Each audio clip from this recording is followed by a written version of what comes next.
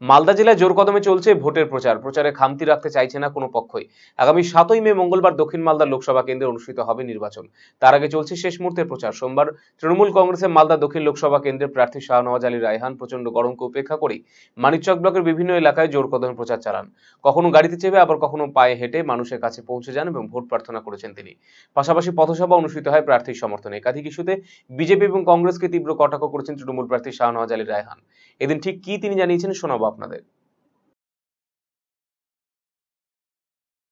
সেই চ্যালেঞ্জ হচ্ছে যে ভারতবর্ষে আজকে আমরা ভোট পড়বে, কে কার সাথে চলাফেরা করবে, দরজা খুলে দেখা হচ্ছে যে তার ফ্রিজে কিসের মাংস হলো। এখানে একটা আমাদের বললাম বিজেপিকে আটকাতে হবে, তার সাম্প্রদায়িক শক্তিকে আটকাতে হবে। বিজেপি বাংলা বিরোধী, বিজেপি মানুষের জন্য কোনো কাজ করছে না। মানুষের সবকা সাথ সবকা বিকাশের কথা বলে তারা মানুষকে বোকা বানিয়েছে।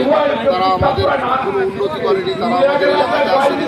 বিজেপিকে আটকাতে কংগ্রেস সিরিয়াস নয়। পশ্চিমবঙ্গে প্রদেশ কংগ্রেস বিজেপির বি টিম।